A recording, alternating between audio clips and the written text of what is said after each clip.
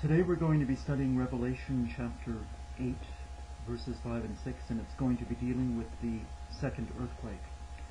And the angel took the censer and filled it with fire of the altar, cast it unto the earth, and there were voices and thunderings and lightnings and an earthquake. And the seven angels which had the seven trumpets prepared themselves to sound. It is now time to turn to the least powerful of the four earthquakes that are found in the marvelous book of Revelation. Before this earthquake occurs, an angel takes the censer and fills it with fire on the altar. The situation that is arising here is that pseudo-Christians are praying, but prayer must be ignited by the Spirit Word to be effective. In this case, the angel casts these prayers back to earth.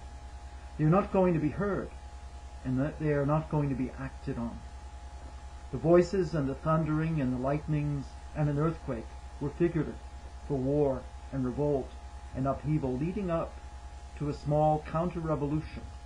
This was all taking place shortly after the death of Constantine, to make the way clear for Constantine's sons. Murder and mayhem were the order of the day.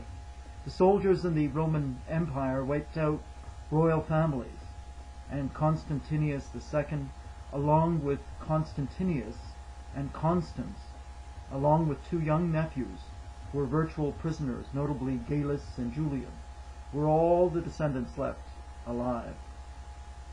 Constantius ruled the western sector of the Roman Empire, and in 340 AD was moving against his brother Constans, territory in Italy and Illyricum. This brother lost his life, and his heritage was taken over by Constans in 340 AD.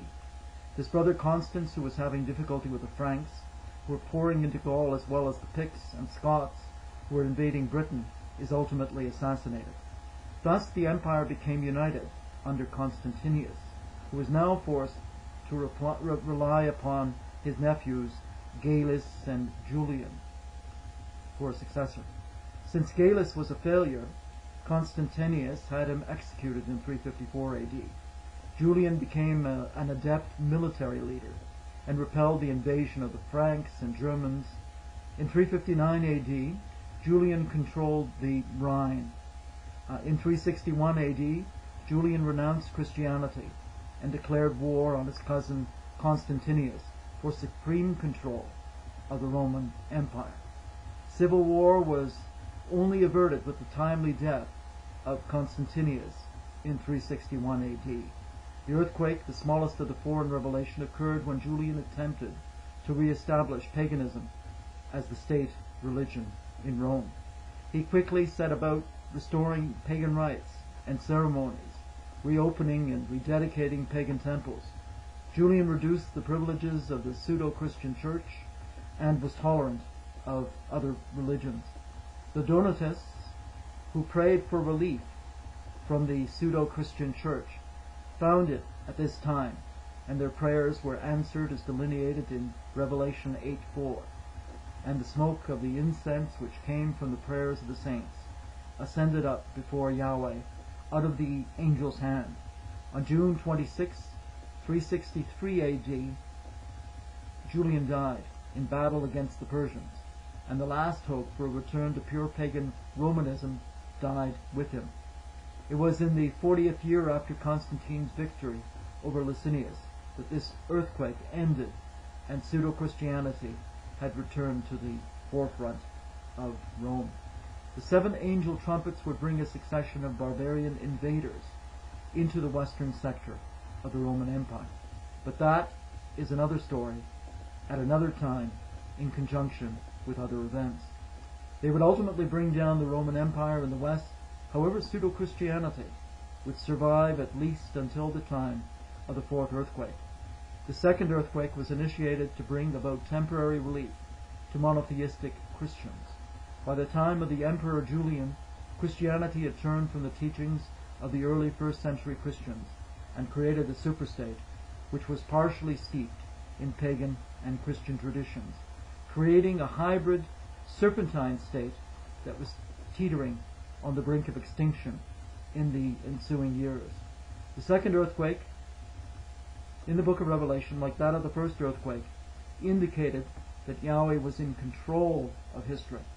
The key was handed to the last living disciple, John, in isolation on the Isle of Patmos. The history of the next 3,000 years was signified, indicating that it was written in codified language so that only the truly wise would understand this message. Interestingly enough, when the Emperor Julian attempted to have the third temple built in Jerusalem, the enterprise had to be scrapped because of earthquake and storm. The Jews would not be allowed by Providence to return to their homeland in any significant numbers till the Balfour Declaration in 1917 because of the punishment that was administered against them from on high. About 1,557 years would elapse from the time of the Emperor Julian to the change in the fortune of the Jews in 1917 AD. The fourth earthquake, which we will hear about later, and which is slated to occur sometime this decade, will be the most powerful earthquake in world history. This earthquake will be both literal and figurative, and will be considered the greatest political earthquake of all time, and will be spoken of for the next 1,000 years. That, though, is another story. That will be told at another time as we delve further into the book of Revelation, a book which perhaps the greatest scientist in the history of the world studied with great interest during the course of his lifetime in Britain, even the great Sir Isaac Newton.